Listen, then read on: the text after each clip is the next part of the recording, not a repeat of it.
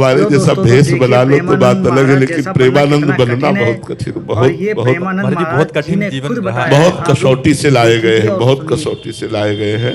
अब तो क्या है, अब तो अंतिम फिल्म का ये अंतिम जितना सीन भी चल रहा महाराज है। जी ये बताते तो हैं, वो भागवतिक एकदम बल से सत्य चल बताते रहा हैं। है, लेकिन आप लोग बहुत उनकी कसौटी हुई बातों है, को सुनिए और उस बहुत पर कसौटी हुई। विचार विमर्श काशी के घाटों में जाकर जहाँ भिखारी बैठते हैं, वहां जब बैठते थे तो कोई इतना सतुआ दे देता, कोई एक पीस बर्फी दे देता, उसी से 24 घंटे पार होते। एक बार 24 घंटे में 80 घाट में भिखारियों की लाइन में लगते थे जाके। और ये नियम था, पैसा लेंगे नहीं और किसी आश्रम में जाकर भोजन करेंगे नहीं तो काशी में अन्नपूर्णा का राज्य है, वहाँ तो 8 पहर भोजन मिलता है मारवाड़ी क्षेत्र में। लेकिन कभी नियम था कि कहीं जाएंगे नहीं, आकाश वृत्ति से जो हमें मिलेगा वही हम पाएंगे। तो शाम के जाके भिक्षुकों की लाइन में बैठ जाते थे, जो कुछ मिलता, जैसे इतना सतुआ मिला तो कमंडल के ढक्कन में घोर लिया, एक कमंडल गंगा जल पी लिया, रात दिन भजन के।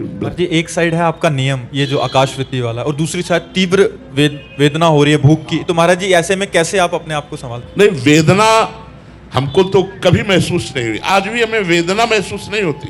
हमारे शरीर में दर्द है, कई तरह की परेशानियां हैं, लेकिन गुरु कृपा से हमें कोई परेशानी नहीं। महाराज जी, आज तो हम समझ सकते हैं कि आपकी साथ ऐसे ही कल हमारी लगन थी, जो कल का जीवन था वो लगन का जीवन था कि मुझे कैसे ब्रह्मबोध हो, कैसे ब्रह्म। मैं शरीर नहीं हूं, ये भूख प्राणों का धर्म है, मेरा धर्म नहीं है। ये विवेक हमारा हर समय सावधान रहता था। कड़ाके की ठंड में महाराज जी कैसे? मैं शरीर नहीं हूं, मैं शरीर नहीं हूं। अब सर्दी लग रही, गर्मी नहीं, शरीर कांप रहा है, लेकिन हम अपनी स्थिति में।